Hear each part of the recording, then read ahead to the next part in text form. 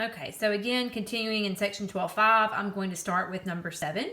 Express each series using sigma notation.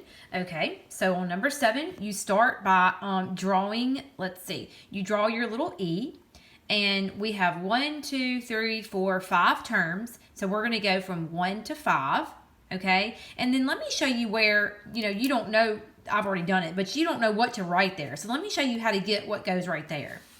All right, so this is obviously an arithmetic sequence because they are adding 3 consistently to get from one term to the next. So we're going to use our arithmetic sequence formula, which I wrote right there.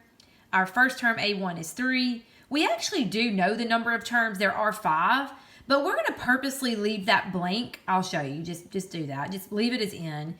N minus 1 times the common difference, which of course is 3. They're consistently adding 3. So that's where that came from. I'm going to point to this. Distribute your 3. You get 3n minus 3. Of course, 3 minus 3 just, ends up going away, and you just get 3n. So 3n is what you put right here. And if you'll notice, if you kind of want to check, that's the answer. Like literally that right there is your answer. And so if you want to check it, watch what happens. If you plug in 1, 3 times 1, 3. Plug in 2, 3 times 2, 6. Plug in 3, 3 times 3, 9, etc. So that gives you the sequence. So that's it. Okay, I am going to ask you to just omit 8 and 9. They're really, really hard, and I'm just trying to keep this basic. This kind of stuff can get very, very difficult, and I'm just trying to keep it simple, especially since we're, learning this at home and y'all are kind of on your own.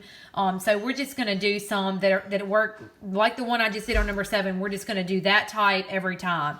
In fact, I'm going to work number 10 for you, and number 10, the answer that I'm going to get is not going to match the answer that's in the back on your answer key. It's not going to match, so don't let that freak you out. But it works as long as you get a sigma notation, as long as when you plug it in to what you're getting, if you're getting the sequence that they gave you, then that answer is correct.